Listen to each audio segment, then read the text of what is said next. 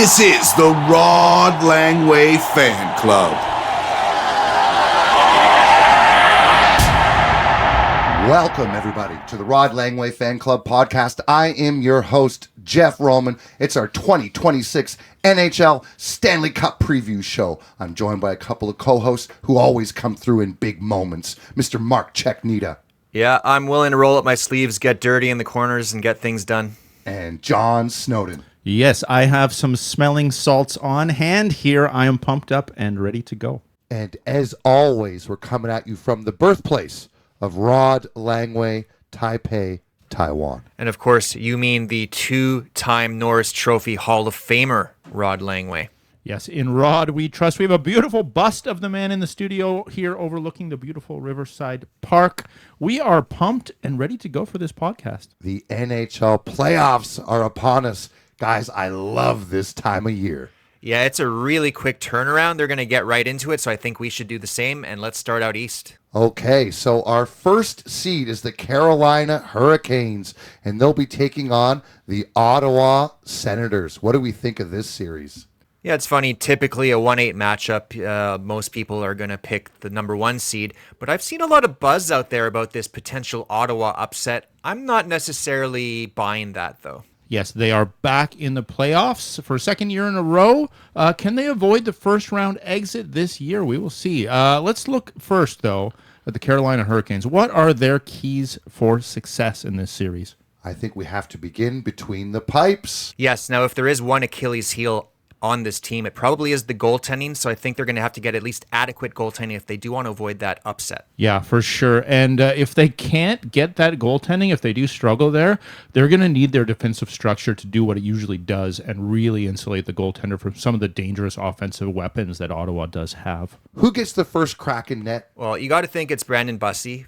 He came out of nowhere this year. Yeah, and 27-year-old rookie. Yeah, the numbers don't blow you away, but he had some solid stretches, and I think that given the fact that Freddie Anderson seems to have lost yet another step, and Kochetkov has been hurt, although he was just activated off of IR, he will be available, so I wouldn't be shocked to see him get in the crease at some point.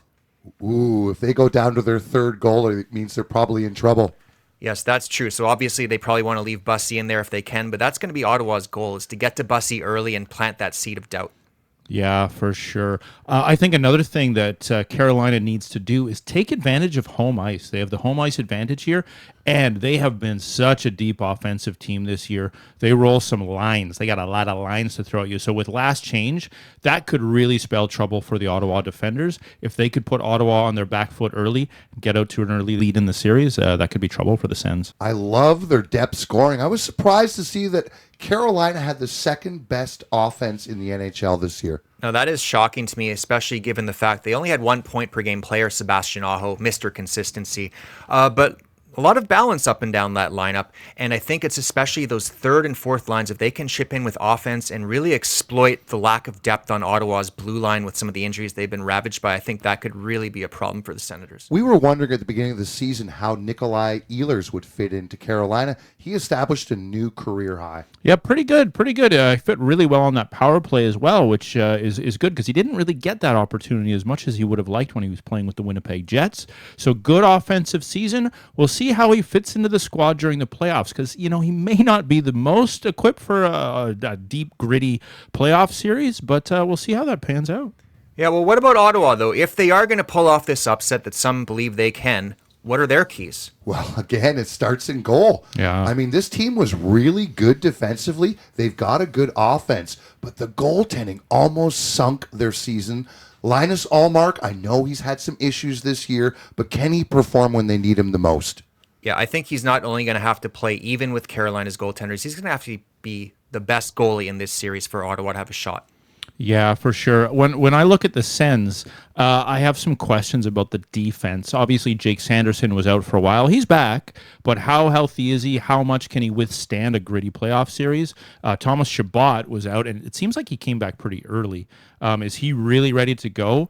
And after that, the defense is kind of thin. I know they have Arden Zub and Jordan Spence. They're decent defensemen, but I think the bottom pairing is really where they're going to struggle. Yeah, there is some hope Tyler Clevin might come back at some point in this series, but you're right. Carolina's forward depth is going to have to try to wear down that Ottawa D-corps, because I think we might have to see 30 minutes of Sanderson a night for Ottawa to have a shot. One thing I really love about this Ottawa team is they can get gritty. Obviously, they've got to Chuck. We'll see what kind of shenanigans he pulls in the playoffs. But he's not the only healthy, guy. though, right? If he's healthy, his status is also in question leading into the series. But beyond him, Tim Stützle is an absolute dynamo out there.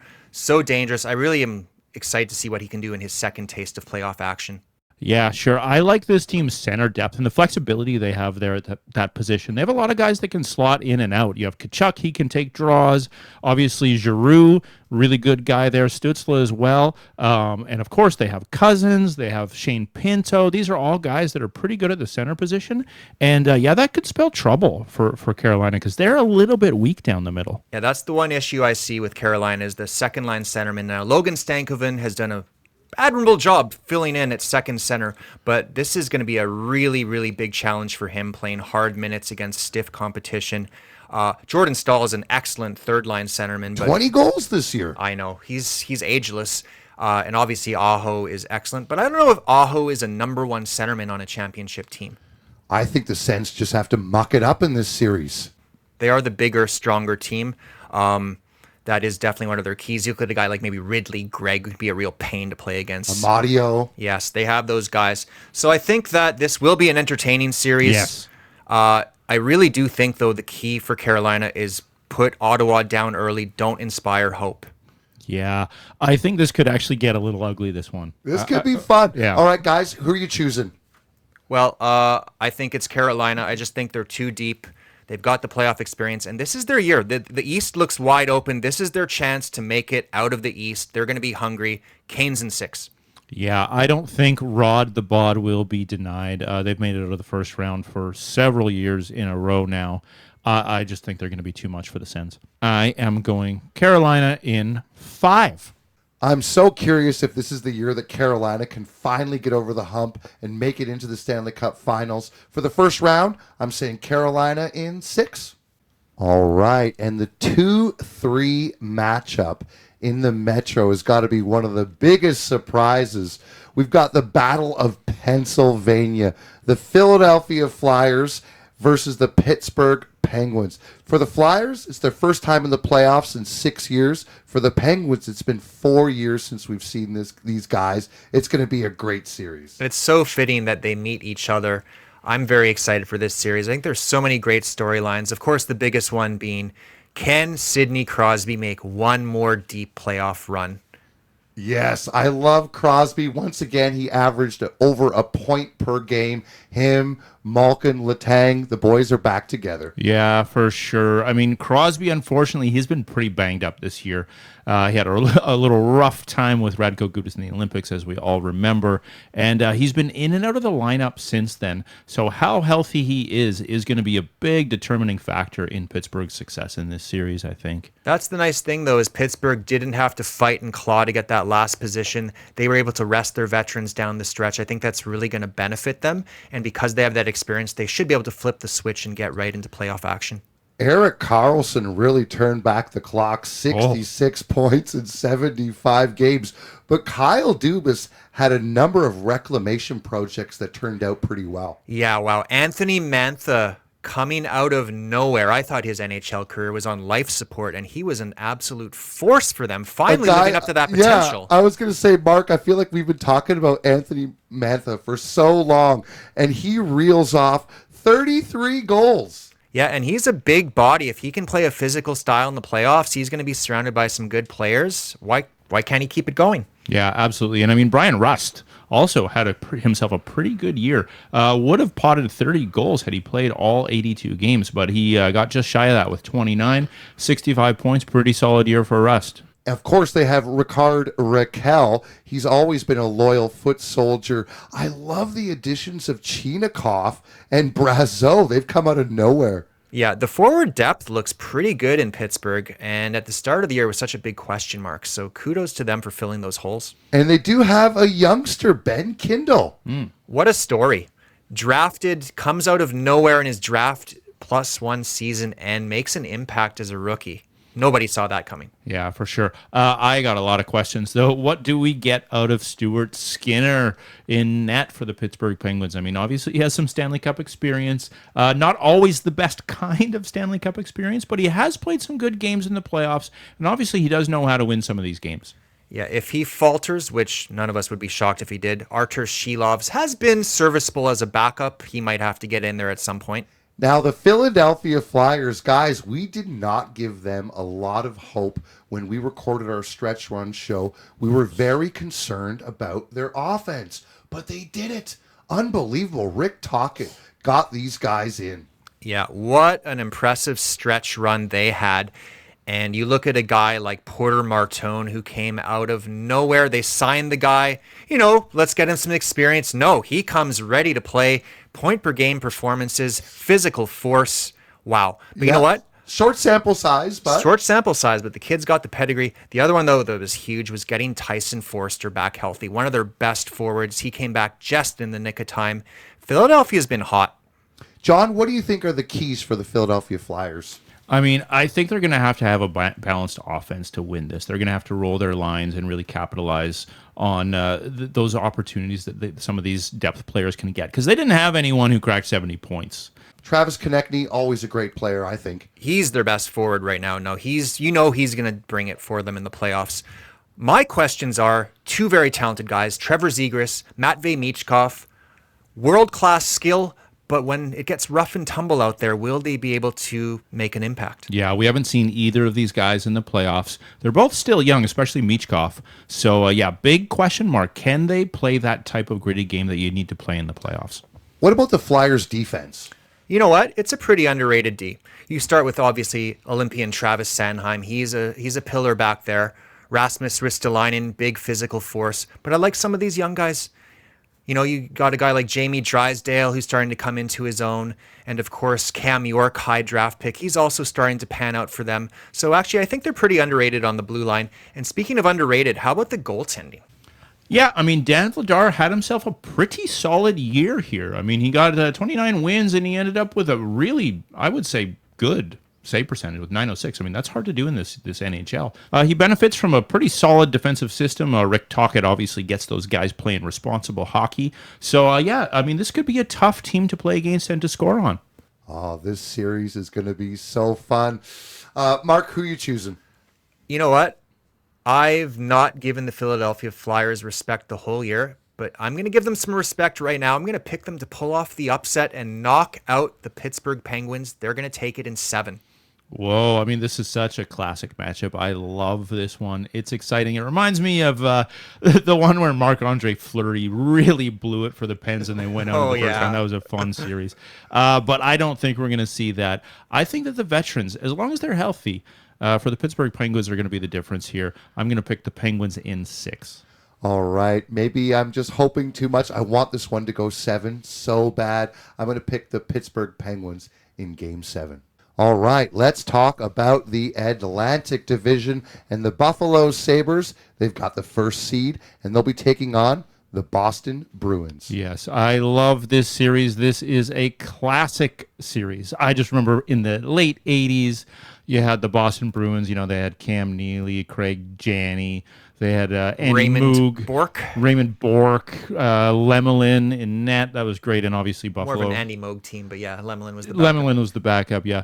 And then Buffalo, you had Pat LaFontaine, Dave Andreychuk. Yeah, I mean, they were just such fun series. I think Boston usually got the best of them, though. Yeah, I love that May Day when Brad May had that overtime winner. One of the best goal calls of all time, absolutely. Yeah, it's funny. This is one of those changing of the guards series where Buffalo is the young up-and-comer, and Boston's trying to hang on to that glory from a few years past and maybe make one more run. But in Buffalo, after 14 years of waiting, what are the keys for the Sabres to make the most of this moment? I think they really need to make the most of the advantage they have with size at defense. I mean, this is the biggest defense in the entire NHL. They're going to be very scary to play against, and I think they really need to make life difficult for David Pastrnak and the other offensive talents that the Boston Bruins have. Yeah, I think that's a big one. Yeah, they added so much beef at the deadline. Obviously, Logan Stanley and Luke Shen coming in, adding to that lineup of behemoths. But beyond that, I think that even at their skill forward positions, you've got a lot of size and strength. You could look at a guy like Tage Thompson, who's an absolute monster. Alex Tuck plays a physical game. And of course, Josh Stone, a chip off the old block, plays like his old man, getting those dirty goals in front of the net. I think that Buffalo has a lot of ways to hurt you. And Boston, although they have one of the best goalies in the game, do they have the depth to handle the wave of attacks Buffalo will be bringing? Yeah, I mean the one thing I would say with this physical game that Buffalo brings, they got to be careful to stay out of the box. They're going to be pumped. They haven't been in the playoffs for a long time. A lot of these guys are going to be on edge. Hopefully they can stay calm, stay cool, and stay collected. And how about their defense in Buffalo? Rasmus Dahlin, Norris-like season, 74 points in 77 games, and he plays with a physical edge. Can't wait to see what he can do. And, of course, he's joined by Bowen Byron and Owen Power back there. Yeah, no, that is an embarrassment of riches on the blue line. I think the biggest fear for them has to be the goaltending, though. What can Ukko-Pekka Luukkonen do in his first playoff appearance? Yeah, another guy who's new to the playoffs here. He could have his own jitters. We'll see about that. Sometimes young goalies come in and do surprise, though. Yeah, behind him, Alex Lyon actually missed the last part of the regular season. Sounds like he should be ready to go. If he's not, Colton Ellis, not a bad third-string goalie, had a shutout down the stretch. But if we're getting to the point where we're talking about Colton Ellis, that's when Buffalo's in some trouble. Yeah, hopefully we don't see those guys for Buffalo's sake. And what about the Boston Bruins? What do they bring to the table? Well, they bring one of the best forwards in hockey to the table. David Pastrnak is the best player in this series, and he's going to have to lead the charge offensively. Yes, 4 seasons in a row of 100 points for David Pastrnak. Of course, he's joined by his partner in crime, Morgan Geekie, who has emerged as another offensive dynamo. But beyond that, that's where the questions start to creep in. Can they get the secondary contributions from guys like Pavel Zacha, Elias Lindholm, Victor Arvidsson as well, who does have quite a bit of playoff experience, will be important. And they got that wild card, that ace in the hole. If things really go off the rails, maybe we see an appearance by young James Higgins. Yeah, looking at this team's defense, I think that the top guys are really going to have to absorb a lot of heavy minutes here. Charlie McAvoy, obviously an amazing defenseman. Hampus Lindholm also. But I think that the mileage that these guys are going to have to absorb just to get through this series could be a little overwhelming, because after them, the depth kind of tails off pretty quickly. Very important between the pipes. Jeremy Swayman, he's known as a big-time goaltender, and Boston is going to need him if they're going to beat Buffalo. Yeah, he's going to have to steal at least a couple of games in this series, preferably one early, to get that doubt creeping up on Buffalo. But otherwise, this could end up being a short series. Well, guys, who are you taking? I am going to pick the higher seed in this one. I'm going to go Buffalo. I just think they're going to be too much for Boston to handle. I'm going to say Buffalo in 6. Yeah, I'm also going to agree with you, John. Buffalo in 6. What a great story. You know, I have a long history of overestimating the Buffalo Sabres and them letting me down, but that will not deter me from picking the Buffalo Sabres in 5 games. There's just way too much talent on this team. Okay, let's take a look at the Tampa Bay Lightning versus the Montreal Canadiens. This is a pretty compelling series. What are the keys to success here for Tampa Bay? Well, I think that the biggest advantage on paper has got to be the goaltending matchup. And if Andrei Vasilevsky can play like the Andrei Vasilevsky who has won Stanley Cups, then Montreal is going to be hard-pressed to get enough goals past him and keep this series close. Yeah, that's a big question, though. I mean, he has not played well in the last 3 seasons in the playoffs. Tampa Bay has exited in the first round all 3 years in a row, and he really didn't look like himself. He was having a lot of trouble tracking pucks from the point. So if Montreal can take advantage of that, it could be a lot of trouble. The Tampa Bay Lightning do have a lot of veteran scoring. Yeah, well, obviously it starts with Nikita Kucherov, who finished second in league scoring. What a player. He just keeps getting better with age, and he's going to be a real handful to contain. Montreal always struggles with him. They did get under his skin a little bit in the last game they played. I think they're going to try to do more of that to get him off his game. But they've also got other really solid playoff performers like Jake Gensel, who has Stanley Cup pedigree, and of course, guys like Brandon Hagel, Anthony Cirelli, who play gritty and offensive skill. Yeah, some of their depth down the middle may be tested, though, with Braden Point having a very off year. He had a couple stretches where he sort of looked like himself, but that's all it was, like really a couple short stretches. So if he is not playing up to snuff, that could be a big hole in the lineup for Tampa Bay. I can't wait to see what Corey Perry's got in store for us. But what about that blue line? There are some questions around Victor Hedman. Yes, the captain is on a leave of absence for personal reasons. Nobody really knows what's going on. So I guess we'll probably just have to wait until game one to find out if the captain's going to be there. If he's not, though, they've got a few other guys who have really stepped up this year. Yeah, for sure. I mean, Hedman was out for part of the year. And while he was out, I mean, Darren Radish, wow. What a year this guy had. 30 years old. I know they say defensemen bloom late, but this is a bit crazy for that. He ended up with 70 points on the year. What a fantastic year. So they do have some backup if Hedman is really not going to be able to play. Yeah, over 20 goals. And of course, we've been a fan of J.J. Moser this year. Yes, he was one of the guys we discussed for the best defensive defenseman. And of course, they've got two other veteran holdovers from their cup years, Ryan McDonough and Eric Chernak. Very difficult to play against. Lots of poise on the blue line from them. And how about the Montreal Canadiens? What an exciting season these guys have had. Yeah, all kinds of milestones this year. Cole Caulfield becoming the first Montreal Canadien to score over 50 goals since Stéphane Richer. And even more impressive, maybe, Nick Suzuki breaks the 100-point mark for the first time since 1986 when Matt Naslund did it. So this team can score. Yeah, and obviously Demidov having himself an outstanding rookie campaign. This guy is the real deal. So I don't think there is any lack of offensive pop. We haven't even mentioned Lane Hudson here yet. But I think the questions... And Slafkovsky. Obviously Slav, yeah. I mean, Yes. What a year for him. What a year for him. So, I mean, what does this team need to do to bring it all together to succeed in this series? Yeah, well, I think step one is that power play, which has gone dormant down the stretch, is going to need to wake up because they're going to have to make the most of those opportunities. I think that Tampa Bay is going to try to play it rough and tumble against Montreal. They're going to get some early chances on the power play, and they have to capitalize on those chances. And John, do you think Montreal has the goaltending? Well, I think that's a big question, a huge question, actually. Obviously, I don't think they have the goaltending to compete against Andrei Vasilevsky. He's one of the best in the game, had himself a really, really good season. So, yeah, I think there's some big questions in the crease. Mark, you're a resident Habs fan. What do you think? Lots of talent in the crease. They're both rookies, so I'm a little bit nervous, but Jakub Dobeš did play very good down the stretch.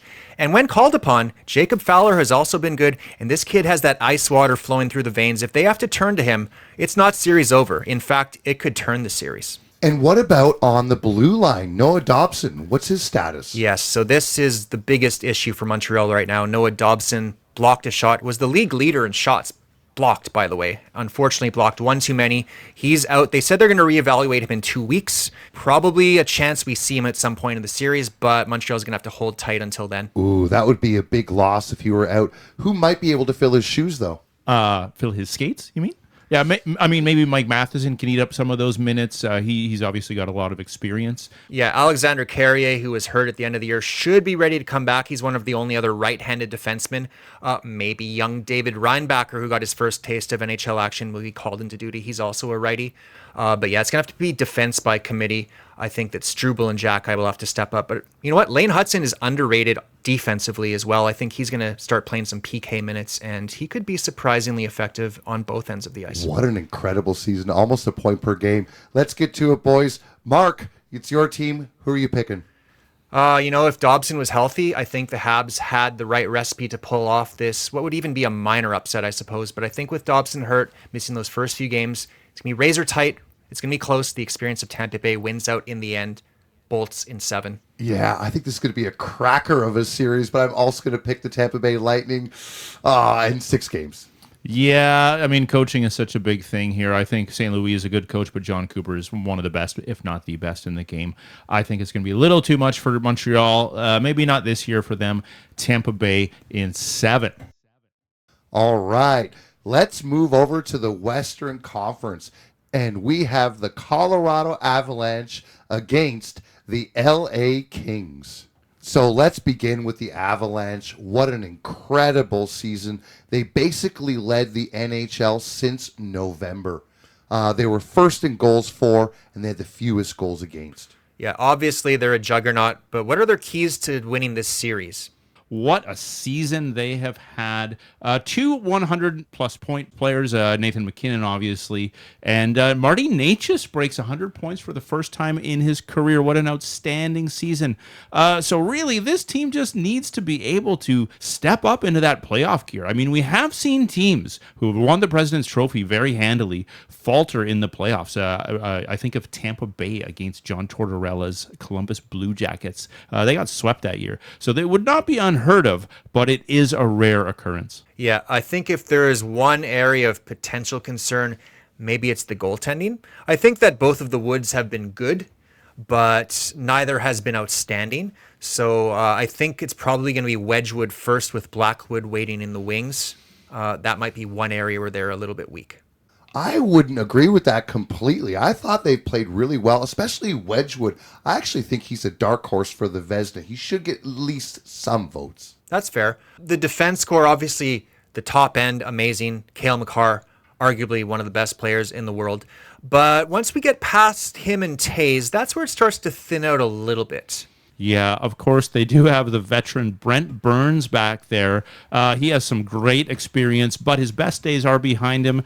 He's the oldest player in the NHL, and he's played 1,000 NHL games straight, which is an incredible stat. Yeah, impressive. And Sam Malinsky did pretty well there. Yeah, he had a great year, earned himself a new contract. That's nice. And another guy who always turns up his game this time of year is Josh Manson. Of course, he was a big part of that 2022 championship team. He's still around and still a pain in the ass to play against. I love the center depth of the Avalanche. Nathan MacKinnon, he won the Rocket Richard Trophy. And Brock Nelson, his first full season for the Avalanche, he had over 30 goals. And the trade acquisition of Nazem Kadri. And of course, he's been there before. He's won with this team before. That was the perfect addition. That's some of the best center depth in the league. I love Gabe Landeskog. He's the heartbeat. Yeah, it's nice having the captain healthy and contributing. And they've got other guys, like Arturi Lekkonen's a really good two-way guy, always raises his game this time of year. And Nichushkin, I know he's a bit of an enigma, but what a talented player he is. Another guy that was such a big part of that cup-winning team. Watch out for him. Yeah, so I think Colorado just needs to keep doing what they're doing and not falter here in the first round of the playoffs. So the Los Angeles Kings, this will be their last dance led by their captain, Anze Kopitar. What are they going to have to do to get through what will be a very challenging series and advance to the next round? Okay, well, the Los Angeles Kings, they barely snuck into the playoffs here. I look at this team, I see Artemi Panarin. Obviously, he's an outstanding all-world player. Maybe not the best player in the playoffs, though. They also have Adrian Kempe, who had a great year, and they have the aging Anze Kopitar, as you just mentioned. But after that, it tails off very quickly. I really don't like what I see with their offensive depth. If this team is going to go anywhere, Quinton Byfield has to live up to the billing of being a second pick overall. He had a very pedestrian 48 points this year. That is not good enough. On a team that struggles to score, he's going to have to provide some support. They do have Alex Laferriere, and from Thousand Oaks, California, Trevor Moore. One other guy who always does raise his performance in the playoffs is Yoel Armia. You can count on him for good penalty killing and some timely scoring. But how about the defense? Yeah, the defense. Obviously, Drew Doughty is still a very good defenseman, but he's not that all-world defenseman anymore. Brant Clark, nice young player. Yes. Don't know that he's the kind of guy who's going to, lead a franchise, though. It's an okay D for you. Got some sandpaper. Got Mikey Anderson, Joel Edmondson. These are good, honest guys.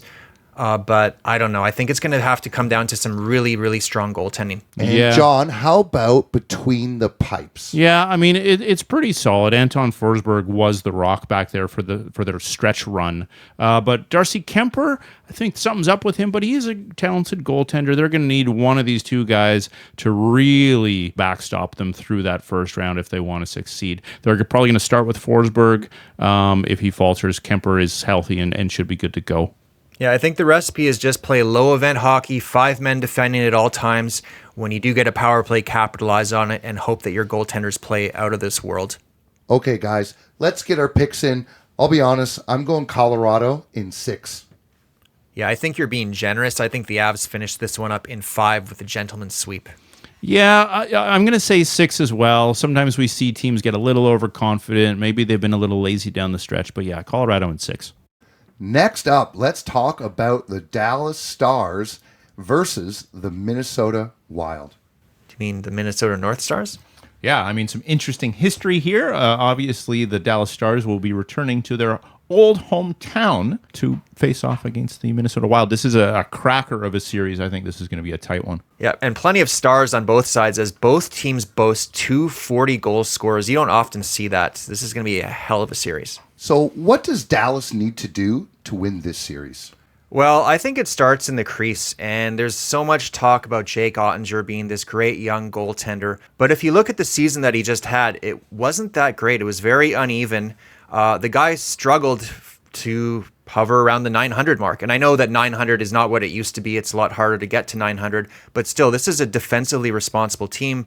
But Jake was leaky for part of the season. And if he's not up to his standards, they could be in trouble against a very talented Minnesota Wild team. Yeah, for sure. Minnie's got some good goaltending themselves. I look at this team and think that Dallas's big advantage is at the center ice position. However, Roope Hintz is questionable here for game one. That could be a huge blow for them. So they need to make sure they can overcome that and really take advantage of Minnesota's weakness at the center position. And some talk that Miro Heiskanen might be a little bit banged up. Yeah, Ryan Hartman took him into the boards there in their last regular season matchup accidentally on purpose. That could be a big shift in the series if Heiskanen is not at full strength. Yeah, for sure. I mean, Minnie has some good defensemen, so they're going to need to overcome some of these injuries if they really want to succeed here. I just love the firepower on the Dallas Stars. And look out if Mikko Rantanen can get going. Yeah, and Jason Robertson coming off a wonderful season. And, of course, Wyatt Johnston. We remember what he's done in the playoffs in previous seasons. He was dynamite in the regular season. I think he's going to be a key guy for them if they're going to be successful. So dangerous on the power play. Yeah, okay. How about Minnesota? What do these guys need to do to move on to the second round? Well, I look up and down their roster, and I see that this is a big, mean team, especially in their bottom six. You got the Foligno brothers. They brought in Michael McCarron at the deadline. That's a big body. Obviously, Yakov Trenin is a train out there, hitting everything that moves. And Ryan Hartman plays a gritty game as well. If they can wear down Dallas's D and really work them down low, I think that could be a big difference maker. They do have some offensive punch with Kaprizov and Boldy, but John, what about the rest of their depth scorers?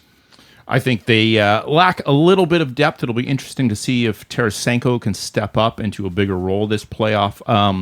Yeah, I mean, we'll see. I think, obviously, Dallas has the better depth. I think power play is going to be really key for Minnesota if they can get that puck zinging around and really capitalize on those opportunities. Watch out, because this is a deadly power play unit. Yeah, I can't wait to see what Quinn Hughes is going to do. Wow, has he ever fit in well there?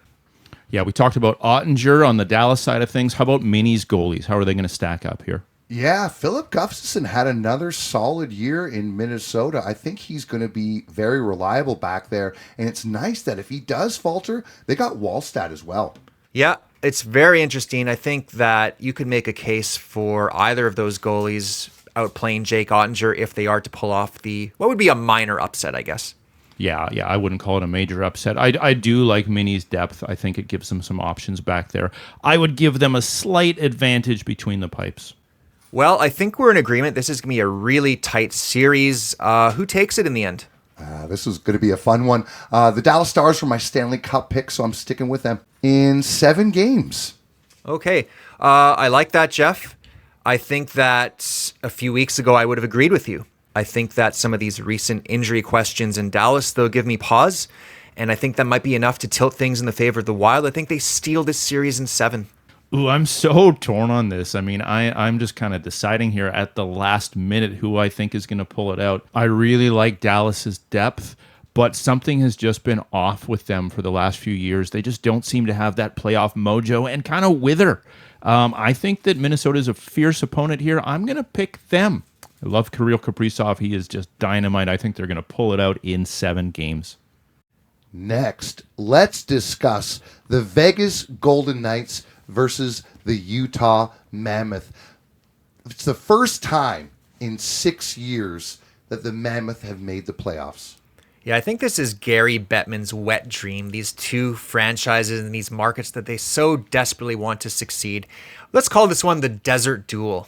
The Desert Duel, we shall call it. I like it. Okay, so Vegas is obviously the top seed here. What are their keys to success? This team has really turned it around since John Tortorella was brought on board. This team is 7-0-1, so really peaking at the right time. What do they got to do to get out of this first round? Well, I think the first thing that needs to happen is they need to get NHL caliber goaltending. Adin Hill was not providing that, but Carter Hart has come back healthy, and he's been pretty good. And we all know the man's potential. He is a talented player. He's only 27 years old, and he's the insurance policy, and they're actually going to hope that they can cash in on this policy. And what about the forward group led by Jack Eichel? Incredible season, 90 points in 74 games. Yeah. Obviously, he is the straw that stirs this drink offensively. I do like some of their other pieces, though. Obviously, Mark Stone brings that intensity to the game. Tomas Hertl brings a nice balanced game where he can score and bring some physical play. They're a tough team to play against. And what about Mitch Marner's first season in the Sin City? It's going to be interesting to see. We're going to have that question finally answered. Was the problem Toronto? Or was the problem Mitch Marner? Because he's in a new environment now, and it's time for him to put up or shut up. Pretty good seasons by Dorofeyev and Barbashev. Yeah, another great season from Dorofeyev, where he got 37 goals, and 20 of those were on the power play. So deadly sniper there. I do like this team's defense as well, though. They are a very difficult D-core to play against, even without Alex Pietrangelo back there. Yeah, they have a lot of very good defensemen. Obviously, bringing in Rasmus Anderson was a big move. Noah Hannafin, excellent player. I think the best one of all is Shea Theodore. The question is, who's the clear-cut number one? Do you need to have a clear-cut number one to be a cup contender? I don't know, not necessarily. I mean, Florida sort of made it without having one of those top dog elite guys. So, this assemblage of defensemen might be able to get them through. And how do the Utah Mammoth stack up against the Knights? Yeah, there's a lot of exciting talent on this roster. A lot of young guys looking to make a name for themselves under the big lights. Obviously, we got to start with their leading scorer, Clayton Keller, dynamic with 86 points this year. But beyond him, Dylan Guenther is an absolute force. And I was shocked. Yeah, 40 goals for Guenther. Yeah, that's incredible. But I was shocked by the year that Nick Schmaltz just put together in a contract season, nonetheless. 33 goals, 41 assists. He's been really good, especially on the power play. But beyond that, I think that they bring a lot of sandpaper as well. For sure. I mean, Lawson Krause had himself a nice year. He cracked 20 goals, 23 goals, so not a bad season. He lays the body quite often, a difficult guy to play against. I do like Michael Carcone. I think he's pretty good. But one guy who I think has a little bit more skill is Logan Cooley. He's got a lot more skill. Obviously, he missed a bunch of games due to injury. He's not the biggest guy. I'm wondering what he can bring in the playoffs, but he's going to have to become one of their main contributors if they want to go deep. I do like this team's defense. Yes, they are led by Mikhail Sergachev. He is in his second season with the Utah Mammoth. He had himself a nice year. He got off to a slow start, but ended up strong, almost cracking 60 points. Nice season out of John Marino as well, with 35 points himself. They got a couple guys. I like their addition of Mackenzie Weegar. Sean Dursey is a young defenseman. He still has some room to grow. So not a bad top four. Yeah, I think Weegar was a really nice add because he's a big, mean guy. I think he's going to be more valuable once the playoffs get started here. And what about between the pipes? Yeah, they are backstopped by Karel Vejmelka. He had himself a solid season, a busy season as well. He played 63 games. Absolute workhorse this season. We'll see how much he has left in the tank, though. That's a big question. These are going to be some high-pressure games. Okay, guys, so who are you choosing for this series? You know what? I always like to pick at least one upset every year in the first round, and Utah's got a lot of fun, exciting talent, so I'm going to pick them. I think that Utah gets out of this world goaltending. Vegas continues to struggle in net, and they win it in 7 games. Wow. Game-winning goal in overtime by J.J. Peterka. Ooh, I like the sound of that, Marky. I'm going to say Vegas. I think it's going to be short. I'm going to say Vegas in 5. Yeah, I don't think anybody has picked a sweep yet. I'm picking a sweep. Vegas in 4. Okay, and moving along here to the last but not the least series, we have the Edmonton Oilers versus the Anaheim Ducks. I think we should probably start with the Oilers here. Of course, they have been to the Stanley Cup final last 2 years in a row, and here they are in the first round. They're definitely hoping to get out and have another chance to get back to the final. So what do we think are the keys to success for the Edmonton Oilers? Well, It all starts with Connor McDavid. We know that. He won the Art Ross. But what about Leon Draisaitl? Yes, that's the big question. A lot of mystery surrounding the status of Leon Draisaitl. I would be shocked if he wasn't out there. The question is, how much will he have? Will he be playing at 60%, 70%? We know he's a gamer. We've seen him play on one leg before, but they're going to need him at full strength if they want to make another deep run this year. Yeah, for sure. I mean, I look at this team and they are going to need some consistent goaltending or maybe not even super consistent, just like okay goaltending. And I think there's a big question whether or not they're going to get that. Can Connor Ingram deliver? Yeah, it looks like it's going to have to be Ingram because their big acquisition, Tristan Jarry, has not been the answer. I'm not saying we won't see him in this series because, well, it's the Oilers and you never know what's going to happen with the goaltending. But somebody's going to have to give some semblance of NHL goaltending. Otherwise, there could be a quick exit in Edmonton. And on defense, I would say Evan Bouchard deserves a Norris Trophy nomination. I think you are insane. Just off the top of my head, I can name 5 or 6 guys. He is an offensive force, don't get me wrong. And on this team, 92 points, Mark. He plays with some of the best players in the world and the weakest division in hockey. So I think that a defenseman has responsibilities in his own end as well, and that's where Evan Bouchard leaves you wanting more. Yeah, but they do have Matthias Ekholm. He is one of the most defensively responsible defensemen in the NHL. So he can sort of counterbalance that.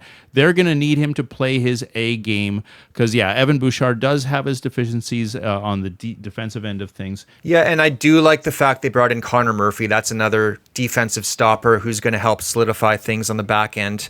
But it's the forward depth that really gives me pause. Now, hopefully, Zach Hyman will be healthy. But beyond him, who might step up? Yeah, Hyman did get into the last game in the regular season, so that was big for the Oilers. But I think that beyond that, again, these are where the questions start popping up. Matt Savoy did play better in the second half after a very disappointing start to the season, but he's kind of a smaller player. I'm not sure how effective he'll be in the playoffs. And John, what about Podkolzin and Roslovic? Yeah, I mean, these are 2 okay players. I mean, Roslovic cracked 20 goals, so decent season for him. Podkolzin is a guy we've seen perform well at certain times, so they're going to need them. I don't know if you can rely on them too much. I like Podkolzin's physicality. He was actually quite good for them in the playoffs last year. I think that he'll actually be a pretty key contributor for them. And how about the Anaheim Ducks? What are the keys for them to win this series? Yeah, they have to get back to the hockey that they were playing a few months ago because they have been lame. Yeah, they do have a lot of young players. I love Cutter Gauthier, 40 goals. Unbelievable. Yeah, he's been one of the most consistent players, but, you look at a guy like Beckett Seneca, who was looking like a Rookie of the Year candidate for a while. He really hit the rookie wall. They're going to need him to refine his form. 60 points, not too bad. Oh, great year. Year. But again, if you look at the splits, it's been pretty rough recently. And Leo Carlson. Yeah, another young player, very young player. Had himself a great year. I mean, ended up with 66 points, almost broke 30 goals. So good year. But, I think that all of these young players, they're going to have to find another gear. They're going to the playoffs. They're facing a tough opponent. And, if they want to have any success at all, they're going to have to bring it. And what about the veterans? That's the thing. There are some veterans that they can lean on. You look at a guy like John Carlson, who they brought in at the deadline. This is a guy with Stanley Cup experience. He's going to solidify the blue line. You look at a guy like Chris Kreider. He's also went deep in the playoffs before, plays that kind of playoff-style physical hockey. Mikael Granlund's got some experience as well. Good, solid player. I still like the ingredients. I just don't know what's going on in that locker room. Can Joel Quenneville help them find their form again before it's too late? He's a heck of a coach.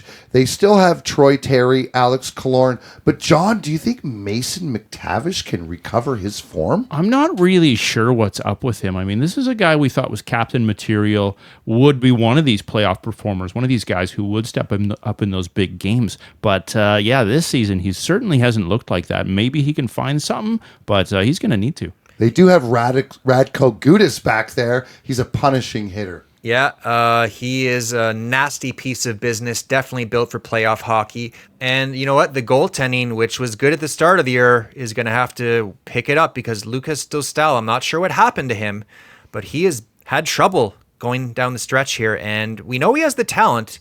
He looked great at the start of the year, but he's going to have to pull it together because a young team can unravel pretty quickly in front of shaky goaltending. All right, guys, let's get our picks in. I'm going to say Oilers in, 6. Yeah, despite some of the injury concerns in Edmonton and, some of the other question marks with the goaltending and defense, too much high-end talent, this team is going to advance pretty easily, I think, in 5.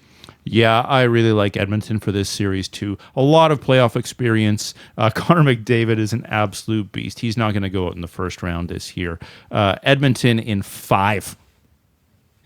And that about does it for our Stanley Cup preview. What do we got next? Sorry. What was the question?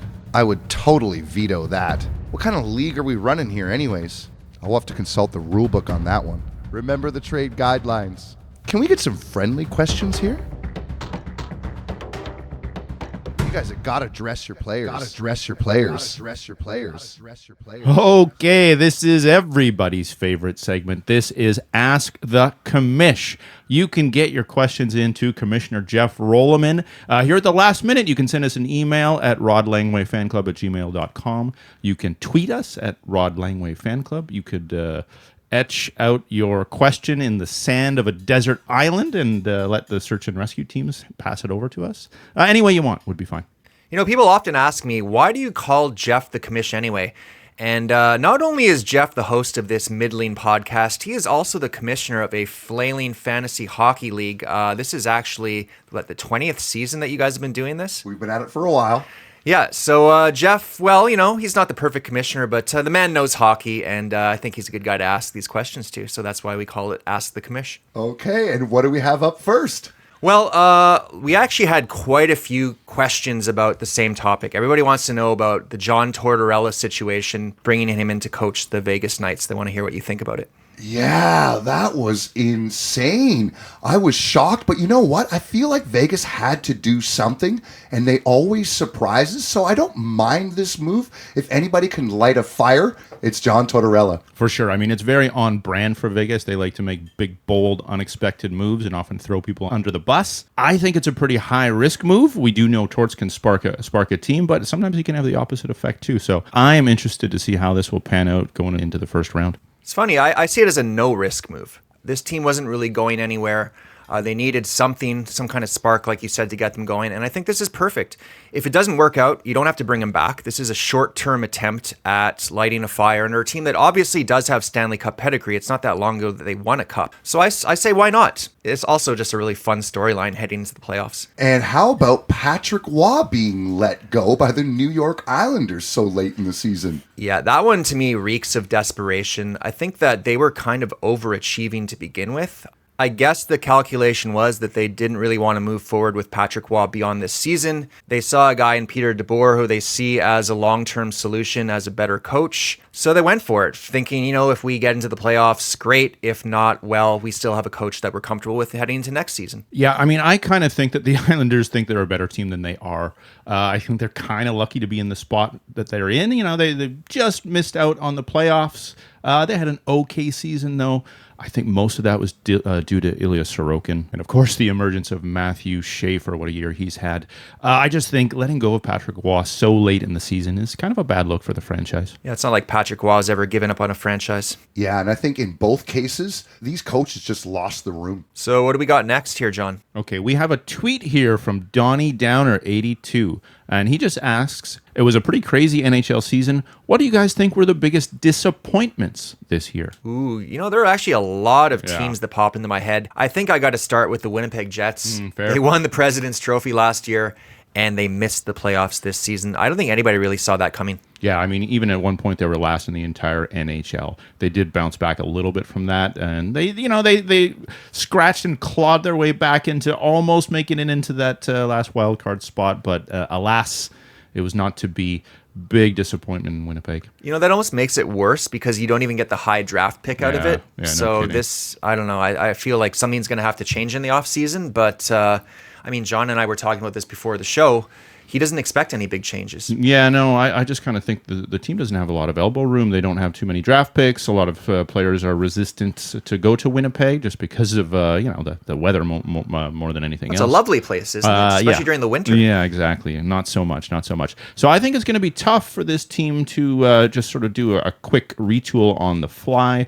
I would have preferred to see a bit of a tank and then maybe a teardown. But I do know I'm in the minority of Winnipeg fans who believe that. So we'll see what happens. Tanks and teardowns, Jeff, how about the Toronto Maple Leafs? Are we approaching that territory? Two of the biggest teams that really disappointed would have to be the Toronto Maple Leafs and the two-time defending champs Florida Panthers. Yeah. Both of them. Yeah, big shakeup at the Atlantic Division there. Sort of a changing of the guard this year. What do we think about both of these teams for next season? Well, we know that general manager Brad Treliving is out, and the Maple Leafs are on a search to find a new GM, and yes, probably a new head coach as well. And I am not exactly sure where this team goes from here. Well, neither is team president Keith Pelly, who gave a very puzzling press conference. It did not inspire confidence, and it leaves me wondering, there's talk of a retool, but maybe a full rebuild might make a little bit more sense. Yeah, it's hard to know where to begin. Obviously, the loss of Mitch Marner really hurt this team, and they just didn't get the saves this year. The goaltending did not hold up. Part of that was injuries. Part of that was just inconsistent play. And the D-core just didn't have it this year. Losing Tanev was a big loss. And let's be honest, I love Riley, but he's lost a step or maybe even two. Yeah, for sure. He's not really an elite puck-moving defenseman anymore. Can't really anchor that power play in a way that some of these other elite defensemen can. Also, Austin Matthews, obviously, we have to talk about this. He had a pretty down year by his standards. And then, obviously, the injury at the end of the year really hurt the team. And that's been the story of Austin Matthews' past few seasons, is lingering injuries. And we have to wonder, has he peaked, or can he get back to that top 5 NHL player status? And I'm not actually sure he can do it. Big question mark there, for sure. And how about the Panthers? The Florida Panthers, I don't know. My personal opinion about them is they're in a slightly different boat. Obviously, they're missing their best player for the entire season, Alexander Barkov, one of the most important players on any team in the league. I do think that their chances to bounce back next year are much higher. Yeah, it's almost like a bear that's in hibernation. I think they're going to get out of that cave and be pretty ornery next year. I think they could go right back to contender status if things break the right way for them. Yeah, I agree with that. One of the big stories there that I'll be watching over the summer is what happens with Sergei Bobrovsky. He's at the end of that big $10 million a year contract. They do have Tarasov, but I'm not sure if he's ready to take the reins.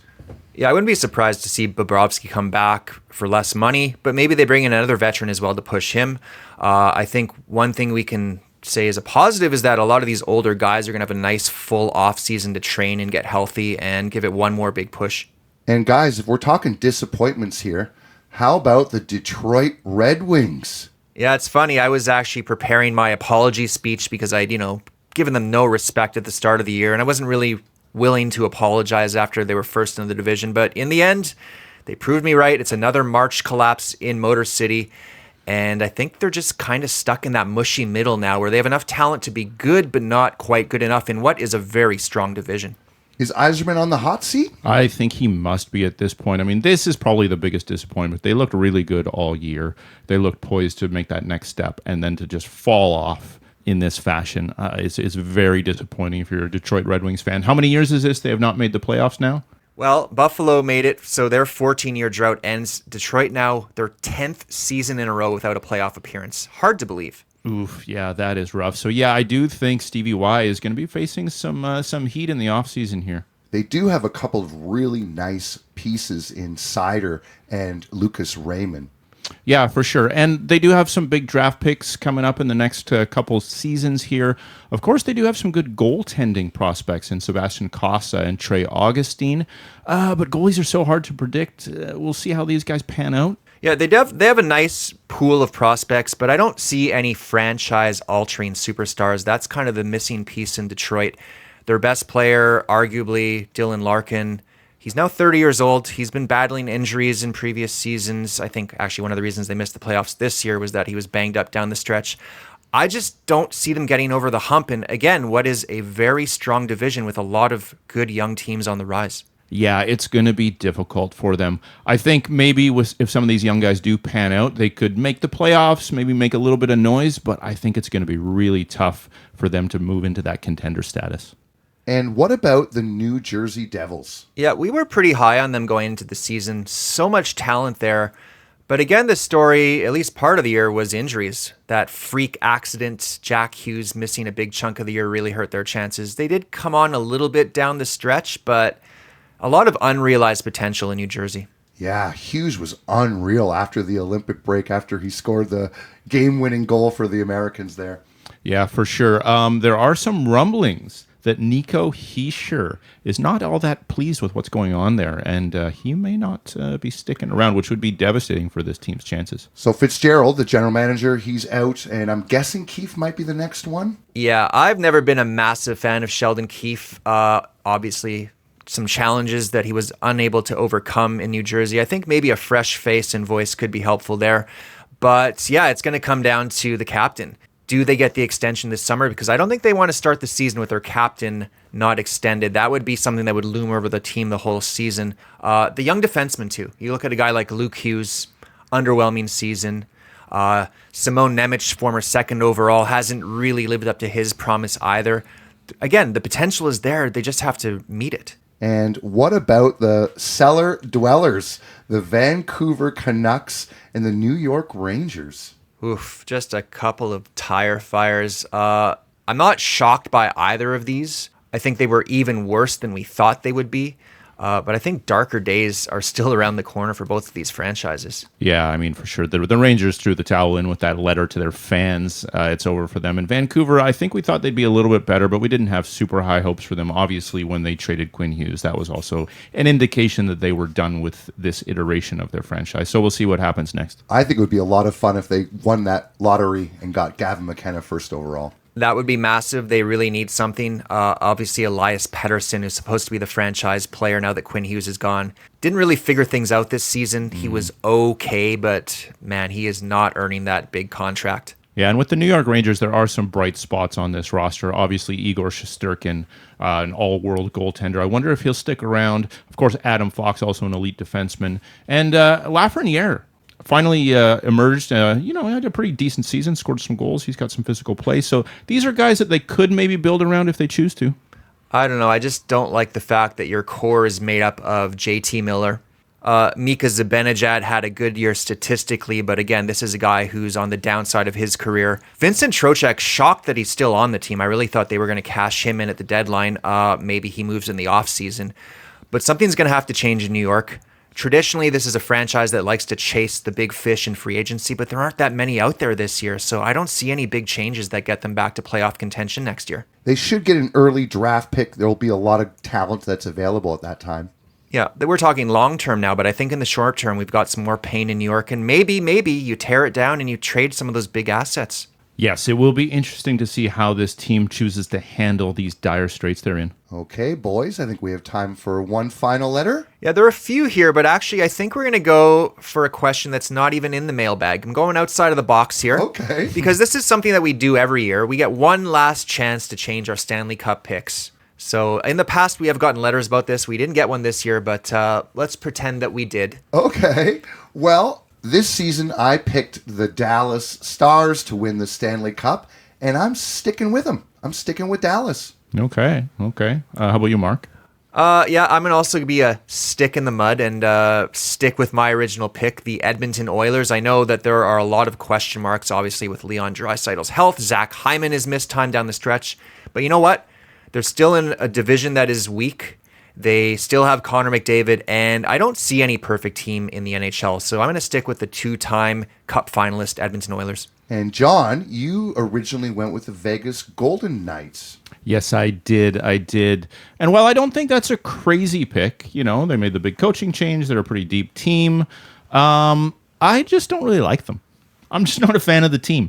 So okay. I feel like, I can't in good faith pick them. I want to pick a team that I would really like to root for. So I'm going to change it up. Okay. I am going to go with the upstart Buffalo Sabres. Whoa. Hey, Okay, all that's right. fun. Yeah. I really like their decor. I think they're going to be very tough to play against in the playoffs. They maybe don't have some of the offensive pop that some of the other big contending teams do, but I think they're going to make for some interesting series. And they might just surprise some people here. So I'm going Buffalo Sabres. Wow, we picked them to finish last in the division, and now did. John's got them for the cup. Yeah, What a yeah. wild year this has been. Amazing. Well, guys, I think that about wraps it up. I'm so excited for the playoffs. Yeah, quick turnaround. The playoffs get started Saturday night. I just hope these guys are not out of gas after what has been a very arduous regular season, but I am stoked for some playoff hockey. Yeah, it's going to be lots of fun. It's the best part of the year. That first round is always so exciting. Thank you for listening, guys. Enjoy the NHL playoffs, and I hope you had yourselves a time. Well, I hope you had yourselves a time. Hope you had yourselves a time. Hope you had time, yourselves a time. Hope you had yourselves a time. Well, I hope you had yourselves a time. Hope you had the time. Hope you had yourselves a time. Well, I hope you had yourselves a time. Hope